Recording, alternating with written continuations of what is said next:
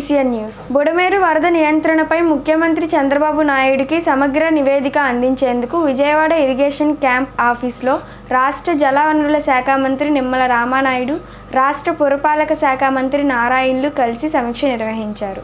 Irrigation special chief secretary Sai Prasad, municipal శాఖ secretary Kannababu, CRDA commissioner Katamneni Bhaskar, irrigation ENC Venkateswararao, irrigation municipal town planning revenue survey అధికారులు హాజరయ్యారు.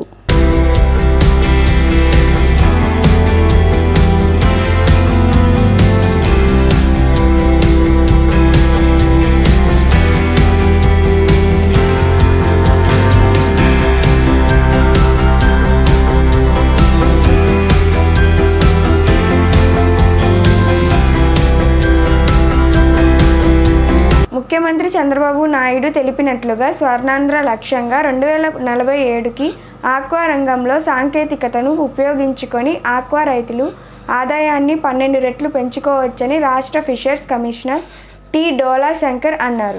ఎలమంచిలి మండలం కాజాలోని రైతు పద్మనాభరాజు రొయ్యల చెరువులో ఏరియేటర్లను కంట్రోల్ చేస్తూ రాత్రి సమయంలో కూడా ఆక్సిజన్ లెవెల్ను బట్టి ఏరియేటర్లను ఆన్ ఆఫ్ చేసే పరికరాన్ని పరిశీలించి వాతావరణానికి తగ్గట్టు సాంకేతికతను ఉపయోగించి కల్చర్ చేసే విధానంపై సమీక్ష నిర్వహించారు. ఈ పరికరం ద్వారా స్థానిక రైతు 2 ఎకరాల చెరువుకు రోజుకి 24 యూనిట్ల కరెంటును ఆదా చేశారని, అంతేకాక రాత్రి సమయంలో రైతు చెరువు వద్ద ఉండి ఏరియేటర్లను ఆన్ ఆఫ్ చేసుకునే పరిస్థితి లేకుండా పని ఒత్తిడి కూడా తగ్గిందని, రొయ్యల చెరువుల్లో ప్రధాన సమస్యగా ఉన్న DO పరిశీలనకు నూతన టెక్నాలజీని ప్రభుత్వం అందుబాటులోకి తెచ్చిందని ఆయన అన్నారు. కౌంట్ 366 పేరున సెన్సార్ పరికరాలను చెరువులలో ఏర్పాటు చేసుకోవాలని ఆయన సూచించారు. ఈ సెన్సార్ పరికరం ద్వారా ఎప్పటికప్పుడు DOతో పాటు pH ఇతర అన్ని రకాల సమస్యలను సత్వరం సెల్ ఫోన్కి తెలియజేస్తుందని అన్నారు. ఈ పరికరాల కొనుగోలుకు ప్రభుత్వం రాయితీ కల్పించే అంశాన్ని కూడా పరిశీలిస్తుందని అన్నారు. ఈ ఏరియేటర్ కంట్రోల్ వాటర్ క్వాలిటీ బయట చెరువులో ఉన్న వాటర్ క్వాలిటీకి కనెక్ట్ చేస్తుంది. ఈ రెండు వైఫై అయితే 2 ఏరియేటర్లు కనెక్ట్ అవుతాయి. అది పెద్ద కంట్రోలర్ పెట్టుకోండి. దీని లోన్ పెట్టిస్తారు ఇందులో దీని నుంచి దీనికి వైరు వాటర్ ఆటోమేటిక్గా ఆన్ అయిపోతుందండి.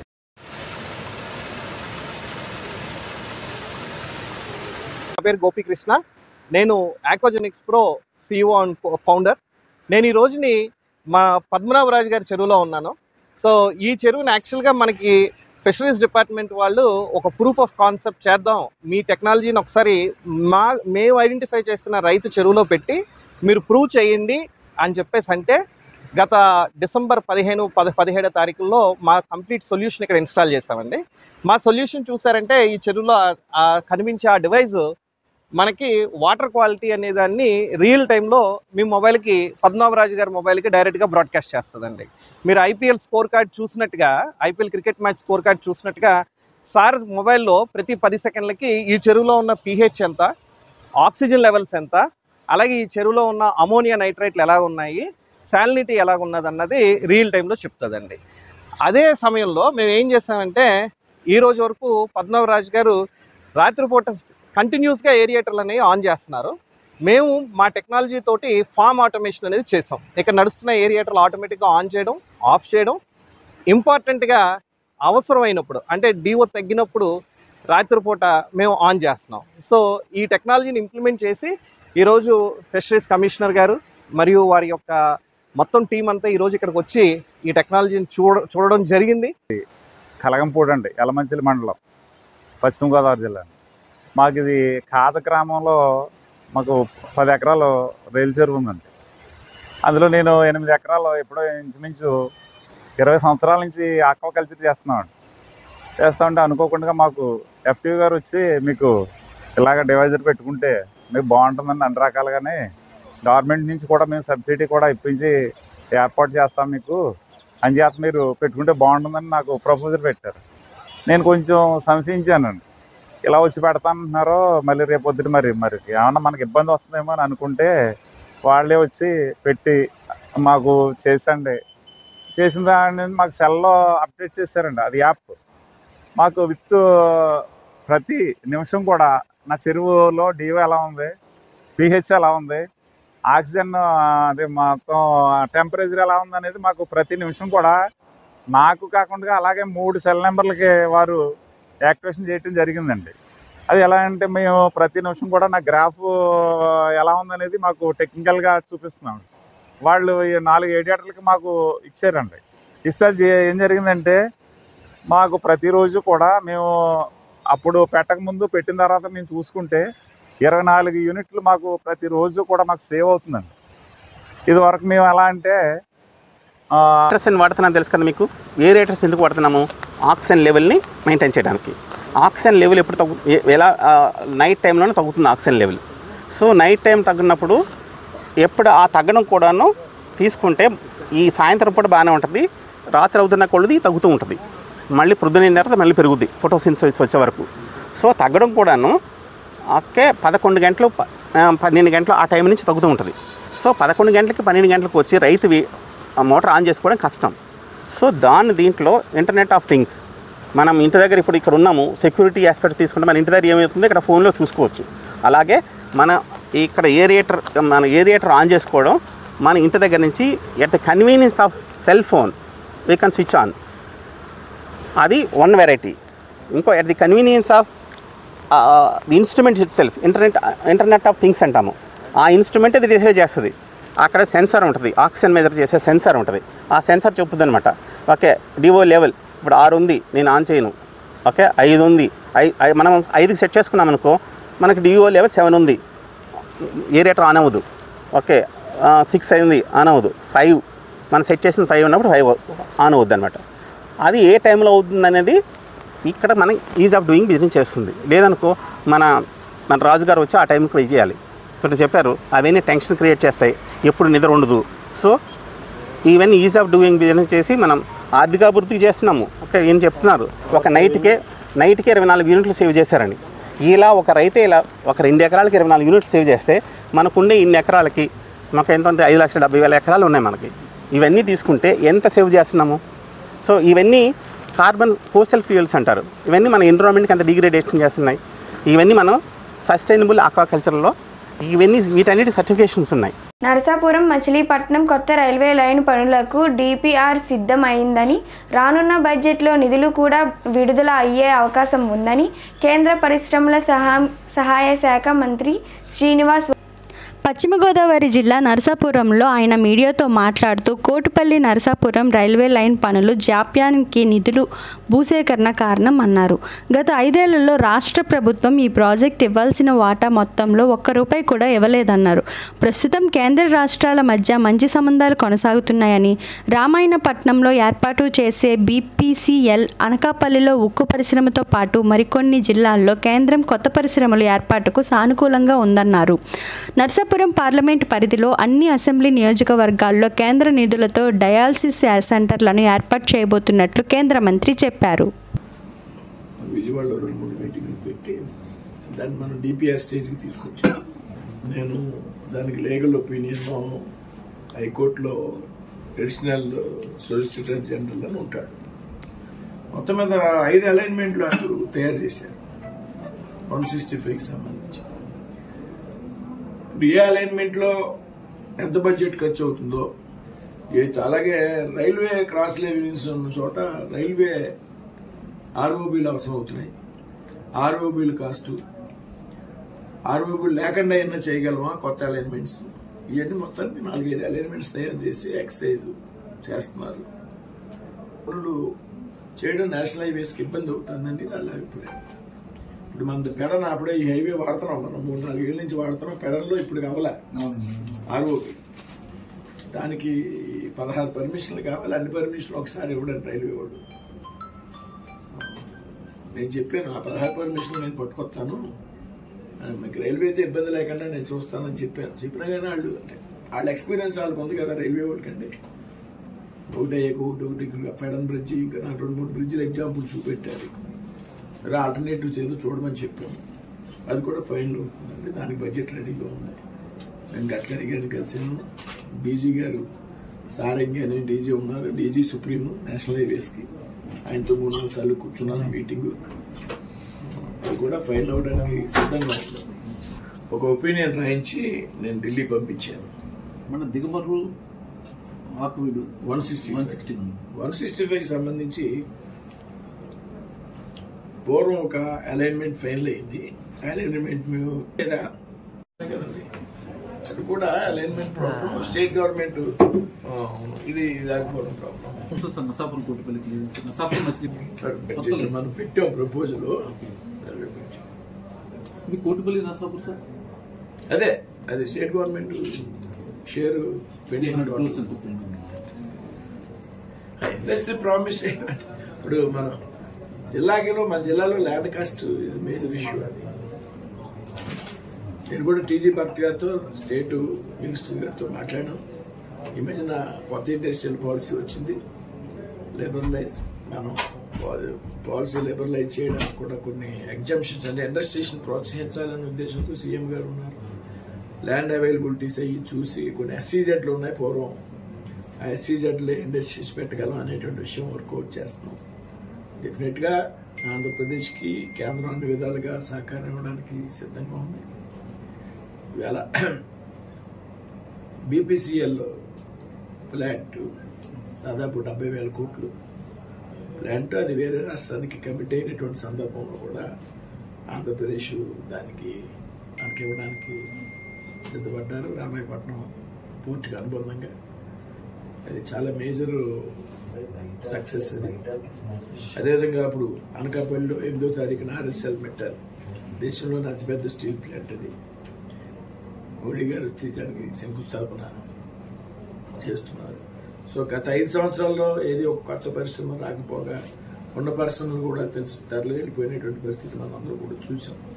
అమర్ రాజా బ్యాటరీస్ తెలంగాణకి వెళ్ళిపోయి ఉన్నాయి, కూడా వెళ్ళిపోయినాయి, కొత్త తాగిపోయి. బట్ రాష్ట్రంలో వాతావరణం మారింది, పరిస్థితి మారింది. కేంద్ర సహకారం పూర్తిగా రాష్ట్రానికి ఉంది కాబట్టి రాబోయేటువంటి రోజుల్లో అన్ని రకాలుగా కూడా రాష్ట్రం అభివృద్ధి చెందుతుంది. ఇండస్ట్రియల్గా కూడా రాష్ట్రానికి మంచి ప్రాజెక్టు వచ్చేటువంటి అవకాశం ఉంది. దాని ఆధారంగా పెద్ద ఎత్తున రాష్ట్రంలో యువతకి ఉపాధి అవకాశాలు కలిగేటువంటి అవకాశం ఆల్మోస్ట్ ఆల్ శాంక్షన్ అండి. 22 అప్రూవల్ అయిపోయింది. రేపు 6వ తారీఖున అది నేను తెచ్చిన CSR ఫండ్స్ అండి. 6 మీటింగ్ ఉంది. 6 మీటింగ్లో ఆల్మోస్ట్ ఆల్ ఫైనల్ అప్రూవల్స్ ఇచ్చేస్తారు. అంటే ప్రతి అసెంబ్లీలో డయాలసిస్ సెంటర్ ఉండాలనేది నేను కాన్సెప్ట్ పెట్టుకున్నాను. ఎందుకంటే అది నా MP ల్యాడ్స్ అవనివ్వండి, బయట నుంచి వచ్చేటువంటి CSR ఫండ్స్ అవ్వండి. అంతకుముందు డయాలసిస్ సెంటర్ ఆల్రెడీ నేను 10 కోట్ల ప్రపోజల్స్ పెట్టాను. 10 కూడా 22 అప్రూవల్ అయ్యి 6వ తారీఖున ఫైనల్ అప్రూవల్ రావచ్చు, లేకపోతే ఇంకో 4 రోజులు పట్టచ్చు అంతే. అంటే నర్సాపురం బిల్డింగ్ ఉంది, అక్కడ బిల్డింగ్ అక్కలే డయాలసిస్ సెంటర్స్. నేను ఎమ్మెల్యే గారితో కూడా మాట్లాడి, హెల్త్ డిపార్ట్మెంట్తో మాట్లాడి, కలెక్టర్తో మాట్లాడి అన్ని వర్కౌట్ చేసాం. నాయకుడి గారు మేము బిల్డింగ్ ఉంది కాబట్టి ఇక్కడ మిషన్స్, అలాగే బిల్డింగ్ అవసరం ఉంటుంది. ఆచంట్లో ఎక్కడ బిల్డింగ్ లేదు, ఆచంట్లో పెడుతున్నాం బిల్డింగ్ ప్లస్ మిషన్స్. అలాగే భీమవరం గూడెంలో బిల్డింగ్ పాత అయిపోయింది, మొత్తం బిల్డింగ్ డిమాలిష్ చేసి అక్కడ మిషన్స్. ఆల్రెడీ ఇప్పుడు జిల్లాలో తణుకు, తాడేపల్లి కూడా ఉందండి డయాలసిస్ సెంటర్స్. అంటే ఇప్పుడు డయాలసిస్ పేషెంట్స్ బాగా పెరిగిపోయారు, విపరీతంగా ఉన్నారండి. అక్కడ స్లాట్స్ ప్రైవేట్ హాస్పిటల్లో దొరకదు, వారానికి 2 సార్లు అయినా కష్టమైపోతుంది. సో మనం పెట్టాలి అనే కాన్సెప్ట్ మనం 7 అసెంబ్లీలో డయాలసిస్ సెంటర్లు ఉండాలండి మనం పెట్టుకున్నాం. తణుకు, తాడేపల్లి కూడా ఉంది, దాని కెపాసిటీని రెట్టింపు చేయాలని మనం ప్రపోజల్స్ పెట్టాం. అది నేను CSR ఫండ్స్ పెట్టాను 2-3 సంవత్సరాల నుంచి. యాక్చువల్ గా నేను ఒక ప్రపోజల్ పెట్టానండి వాసనాస్ ట్రైన్ కి. అది నేను ఆల్ బరియల్ గ్రౌండ్స్ ని విలేజ్ లో ప్రతి బరియల్ గ్రౌండ్ కి ఫస్ట్ కాంపౌండ్ వాల్ కట్టాలని డెసిషన్ తీసుకున్నాను. ఏ రకమైన బరియల్ గ్రౌండ్ లో బాగా చేయాలనుకుంటే ఎవరైనా విలేజెస్ సహకారం ఉంటే పెద్ద అలాగే మండలానికి ఒక చోట ఫ్రీజింగ్, ఎవరైనా డెడ్ బాడీ మండలానికి ఒక సెంటర్ ఏరియా ఎక్కువ ఉన్న చోట, అమెరికాలో ఉండొచ్చు, లండన్లో ఉండొచ్చు, పిల్లలు రావడానికి టైం పడుతుంది, అటువంటిది ఫెసిలిటీ ఒక చోట పెడదాం. విజయవాడ ఇరిగేషన్ క్యాంపు కార్యాలయంలో జ్యోతిరావు పులే సతీమణి శ్రీమతి సావిత్రిబాయి పులే జయంతి సందర్భంగా వారి చిత్రపటానికి పూలమాల వేసి జలవనరుల శాఖ మంత్రి నిమ్మల రామానాయుడు ఘనంగా నివాళులు అర్పించారు. ఈ సందర్భంగా ఆయన మాట్లాడుతూ మూఢనమ్మకాలకు, బాల్య వివాహాలకు, సతీ సహగమనం వంటి మూఢాచారాలకు వ్యతిరేకంగా పోరాటం చేసిన మహనీయురాలు సావిత్రిబాయి పులే అని కొనియాడారు. తెలుగుదేశం పార్టీ వారి ఆశయ సాధనకు కృషి చేస్తుందన్నారు. ఈ కార్యక్రమంలో అధికారులు పాల్గొన్నారు. మహాత్మా జ్యోతిరావు పూలే సతీమణి సావిత్రి పూలే మరి జయంతి సందర్భంగా ఈరోజు మన ఇరిగేషన్ శాఖ కార్యాలయం నందు ఆమెకు ఘనమైనటువంటి నివాళులర్పించడం జరిగింది. భారతదేశంలో ఉన్నటువంటి మూఢ నమ్మకాలకు గాని ఏదైతే బాల్య వివాహాలకు గాని సతీ సహగమనం వంటి దురాచారాలకు వ్యతిరేకంగా పోరాడినటువంటి మహనీయురాలు సావిత్రి పూలే అనే విషయం మనందరికీ తెలుసు. అందులో ముఖ్యంగా ఏదైతే వితంతువులు ఎవరైతే ఉంటారో భర్త చనిపోయి అటువంటి వితంతువులు కూడా పునర్వివాహం చేసేటువంటి ప్రక్రియకు కూడా శ్రీకారం చుట్టినటువంటి మహనీయురాలు సావిత్రి పూలే. మా తెలుగుదేశం పార్టీకి మాకు కూడా ఎప్పుడు కూడా ఆదర్శం. మరి ఆ జ్యోతిరావు పూలే అదేవిధంగా ఆ సావిత్రి పూలే వారి యొక్క ఆశయ సాధన కోసమే ఈరోజు మా తెలుగుదేశం పార్టీ మేము కూడా పనిచేస్తూ ఉన్నాం. అందులో భాగంగానే ఎవరైతే బీసీలు ఉన్నారో వాళ్ళకి స్థానిక సంస్థల్లో మరి 34% రిజర్వేషన్ ఇచ్చేటువంటి విషయంలో గాని ఇట్లా ఆ జ్యోతిరావు పూలే ఆ సావిత్రి పూలే యొక్క ఆశయ సాధనకు వారి యొక్క స్ఫూర్తితో మేమందరం కూడా ఎప్పుడు కూడా పనిచేస్తామని మరొక్కసారి తెలియజేసుకుంటూ ఆ సావిత్రి పూలే గారి యొక్క పవిత్రమైన ఆత్మకు శాంతి కలగాలని చెప్పేసి మరి ఘనమైన నివాళులు అర్పిస్తున్నామని చెప్పి మరొకసారి మీ ద్వారా తెలియజేస్తున్నాం. పారాలీగల్ వాలంటీర్ల మండల న్యాయ సేవా సంస్థ సామాన్య ప్రజలకు మధ్య వారధి లాంటి వారని, వాలంటీర్లు చట్టాలపై అవగాహన పెంపొందించుకొని న్యాయ సంస్థ అవసరమైన వారికి సంస్థ ద్వారా ఉచిత న్యాయ సహాయం అందజేయాలని భీమవరపు 3వ అదనపు జిల్లా జడ్జి మరియు సంస్థ చైర్మన్ ఎంఏ సోమశేఖర్ అన్నారు. వారి ప్రాంతాల్లో న్యాయ విజ్ఞాన సదస్సులు ఏర్పాటు చేయడంలో సహకరించిన ప్రజలకు చట్టాలపై అవగాహన కల్పించుటకు ప్రయత్నం చేయాలని, వాలంటీర్లు ధనాపేక్ష లేకుండా సంస్థకు కట్టుబడి పనిచేయాలని, ట్రైనింగ్ పూర్తయిన తర్వాత సంవత్సరం కాలపరిమితితో ఇచ్చే ఐడెంటిటీ కార్డులను సక్రమంగా వినియోగించాలని, దుర్వినియోగం చేసిన సంస్థ దృష్టికి వస్తే చట్టపరమైన చర్యలు తీసుకుంటామని భీమవరం 3వ అదనపు జిల్లా జడ్జి మరియు సంస్థ చైర్మన్ గౌరవ శ్రీ ఎంఏ సోమశేఖర్ అన్నారు. మండల న్యాయ సేవా సంస్థల్లో పారాలీగల్ వాలంటీర్లుగా ఉచిత సేవలు అందించుటకు దరఖాస్తు చేసుకున్న పారాలీగల్ వాలంటీర్లకు గురువారం సంస్థ చైర్మన్ ఎంఏ సోమశేఖర్ అధ్యక్షతన ట్రైనింగ్ ప్రోగ్రాం నిర్వహించారు. ఈ కార్యక్రమంలో civil judge senior division Shrimati M Sudharani, principal civil judge junior division Shri G Suresh Babu పలు చట్టాలపై వాలంటీర్లకు అవగాహన కల్పించారు. ప్యానెల్ న్యాయవాదులు బి సురేష్ కుమార్, బి సునీల్ పాల్గొన్నారు. మనం పారాలీగల్ వాలంటీర్స్ మాత్రమే. మీరు ఈ పారాలీగల్ పిఎల్వి కార్డును మిస్యూజ్ చేసేదానికి కూడా లేదు. మిస్యూజ్ చేస్తే మీ పైన తదుపరి మీరు చేసిన పని సక్రమంగా లేకుంటే తొలగించే అధికారము జిల్లా న్యాయసేవ అధికార సంస్థకు మేము చేసినటువంటి రిపోర్ట్ను బేస్ చేసుకొని మిమ్మల్ని తొలగించేదానికి కూడా అవకాశం ఉంటుంది. కాబట్టి ప్రతి సమాజంలో ప్రతి ఒక్కరూ చట్ట పరిధిలోనే నివసించాలా, చట్ట పరిధిలోనే బ్రతకాలా. మనం ఈ పిఎల్వి కార్డును మిస్యూజ్ చేసేదానికి లేదు. మనం ఒక్క రోజులో దీంట్లో నేర్చుకునేది ఏముండదు. ఎందుకంటే మనము గ్రాడ్యువల్గా స్టెప్ బై స్టెప్ నేర్చుకుంటూ ఈ రెవెన్యూలో ఏ విధంగా అర్జీలు రాయాలా, పోలీస్ స్టేషన్లో ఏ విధంగా అర్జీలు రాయాలా, మనం ఏ విధంగా వాళ్ళకి సహాయపడదాము అనే విషయాన్ని మనం తెలుసుకోవాలి. తర్వాత ఇక్కడ జనరల్గా ఈ మన మండల్ లీగల్ సర్వీసెస్ కమిటీలో అంచెంచెలు ఉంటాయి. ఫస్ట్ సుప్రీంకోర్టు పరిధిలో ఏముంటుంది, నల్సా ఉంటుంది. నల్సా అంటే National Legal services Authority. National Legal services Authority అనేది top most legal services authority. దానికి ఒక సీనియర్ సుప్రీంకోర్టు జడ్జి ఎవరు ఉంటారో సీజే తర్వాత వాళ్ళు ఎగ్జిక్యూటివ్ చైర్మన్గా ఉంటారు. అక్కడ ఒక మెంబర్ సెక్రటరీ కూడా ఉంటాడు, జిల్లా స్థాయి జిల్లా జడ్జి. అది ఫస్ట్. సెకండ్ అది దేశంలో భారతదేశంలో. దాని తర్వాత జిల్లా న్యాయ సేవా అధికార సంస్థ అంటే డిస్ట్రిక్ట్ లీగల్ సర్వీసెస్ అథారిటీ. అది ఎక్కడుంది మనకు? వేలూరులో ఉంది.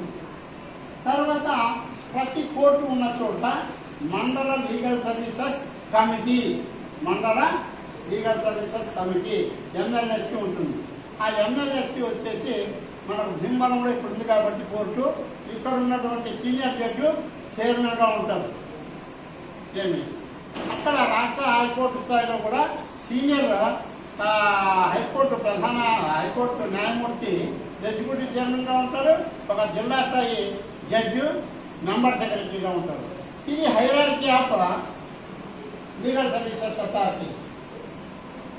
సో మనకు నర్సాపురం ముగైవారు రోడ్లోని బల్లకట్టు వద్ద స్కూల్ పిల్లలను తీసుకెళ్తున్న ఆటో అదుపు తప్పి హైవే రోడ్డు నుంచి 15 అడుగులు గుంతలో పడింది. ఆ సమయంలో ఆటోలో డ్రైవర్తో పాటు 7 విద్యార్థులు ఉన్నారు. ప్రమాదం పెద్ద స్థాయిలో జరిగినప్పటికీ స్వల్ప గాయాలతో బయటపడ్డారు.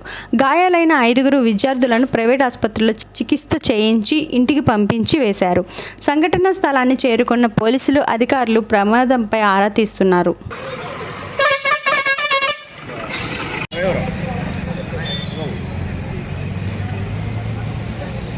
చాలా బాగా చూడాడు.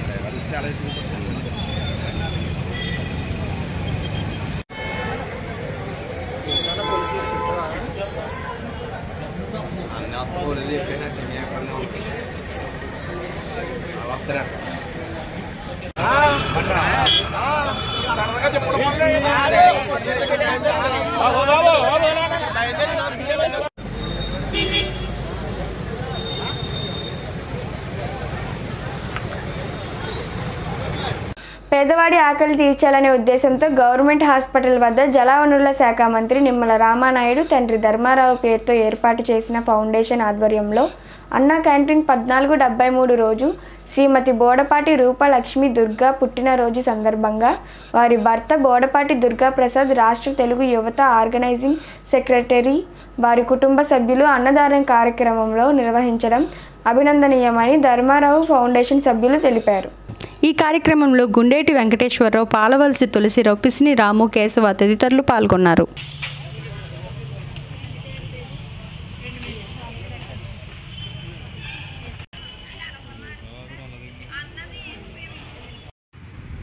గౌరవనీయులు మన ప్రీతమ మంత్రివర్యులు డాక్టర్ నిమ్మల రామానాయుడు గారు ఈ మొబైల్ అన్నా క్యాంటీన్ ద్వారా మరి మన పాలకొల్లు ప్రభుత్వ ఆసుపత్రుల్లోని పేషెంట్లకి, వారిని చూడడానికి వచ్చిన బంధువులకి, స్నేహితులందరికీ కూడా భోజనం విషయంలో ఎటువంటి ఇబ్బంది కలగకూడదనే ఉద్దేశంతో ప్రతిరోజు ఆయన వాళ్ళందరికీ ఉచిత భోజనాలు ఏర్పాటు చేయడం జరుగుతుంది. అలా ఈ ఉచిత భోజనాలు ఏర్పాటు చేసి ఈ రోజుకి కరెక్ట్గా 1473 రోజులు పూర్తి చేసుకుంది ఈ రోజుతో.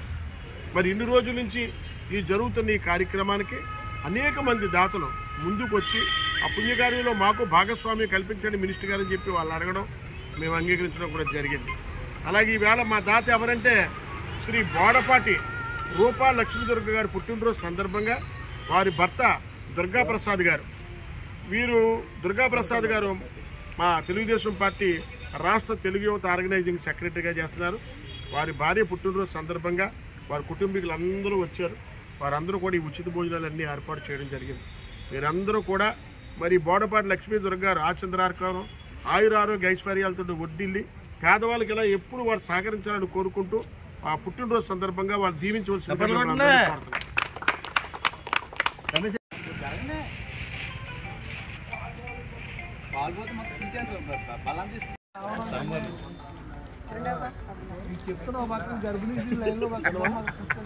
శ్రీరామ్ గారు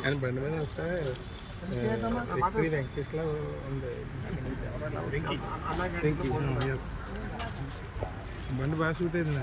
టైం పడుతుంది.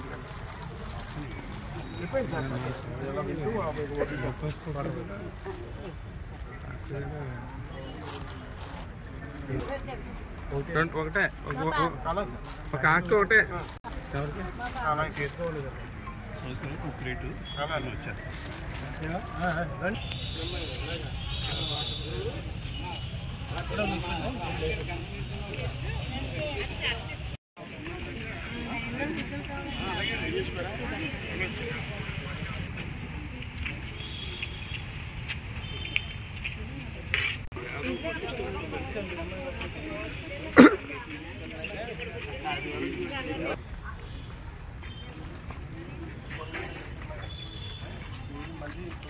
ఆయన ఉండడం లెక్కలు వేసుకుని వెళ్ళిపోతాడు. ఆయన ఇవన్నీ ఇక్కడ రికార్డింగ్ డ్యాన్స్ ఇక్కడ ఇవన్నీ ఉంటాయి కదా.